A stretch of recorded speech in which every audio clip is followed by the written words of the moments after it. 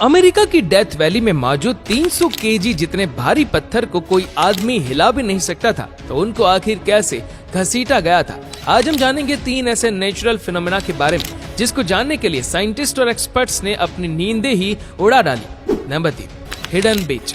Mexico के समंदर से 7 किलोमीटर की दूरी पर समंदर के बीचों बीच एक छोटा आइलैंड है जो मैरिएटा आइलैंड्स के नाम से जाना जाता है, लेकिन इससे भी ज्यादा ये यहाँ मौजूद हिडन बीच की वजह से फेमस है। जहाँ नॉर्मल बीचेस पर दूर दूर तक सिर्फ पानी ही पानी नजर आता है, वहीं इस हिडन बीच पर ऐसा कुछ नहीं है, क्योंकि ये बीच जमीन के अंदर एक सुराख में बना हुआ है जो चारों तरफ आइलैंड की ग्रीनरी में छुपा है।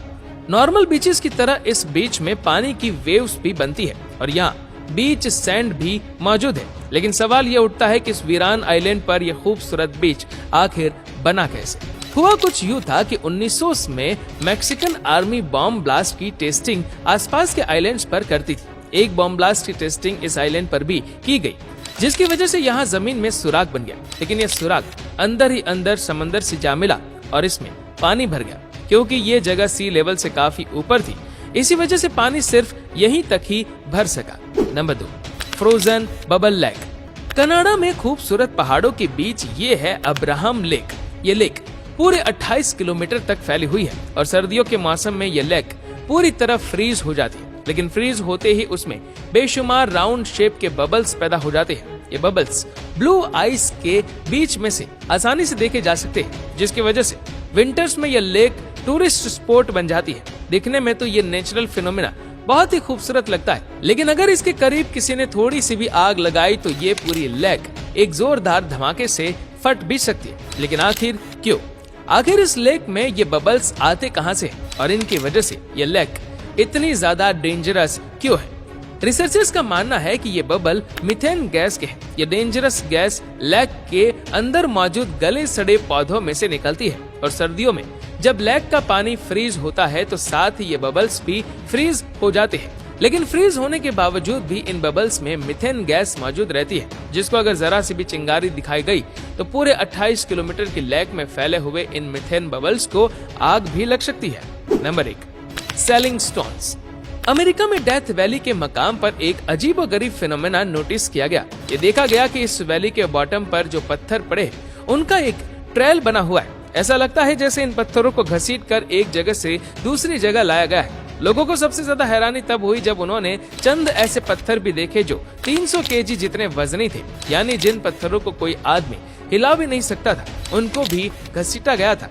अब सवाल ये उठाया गया कि बिल्कुल लेवल जमीन पर इतने भारी पत्थर अपने आप कैसे हिले? अगर इनको किसी ने घसीटा भी है तो आखिर क्यों? और क्यों उन लोगों के पैरों के निशान भी यहाँ मौजूद नहीं है जिन्होंने इतनी मेहनत लगाकर इनको हिलाया था? साइंटिस्ट के एक ग्रुप ने यहाँ कई सालों तक रिसर्च की और ये ऐलान किया कि इस मिस्ट्री का उन्होंने सुराख लगा लिया है। जी हाँ, 2001 में यूनिवर्सिटी ऑफ कैलिफोर्निया से ताल्लुक रखने वाले पैलियंटोलॉजिस्ट रिचर्ड नॉरिस ने डेथ वैली में कुछ भारी पत्थर रखे और हायर रिजोल्यूशन कैमरा के जरिए उनको रिमोट लोकेशन से ही नोटिस करने लगे। 2001 में रखे जाने वाले पत्थर पूरे 12 सालों तक अपनी ही जगह पर पड़े रहे, लेकिन 2013 में अचानक उन्होंने नोटिस किया कि पत्थरों के लोकेशन चेंज हो चुके हैं और ये पत्थर भी अपने पीछे एक ट्रेल छोड़ गए।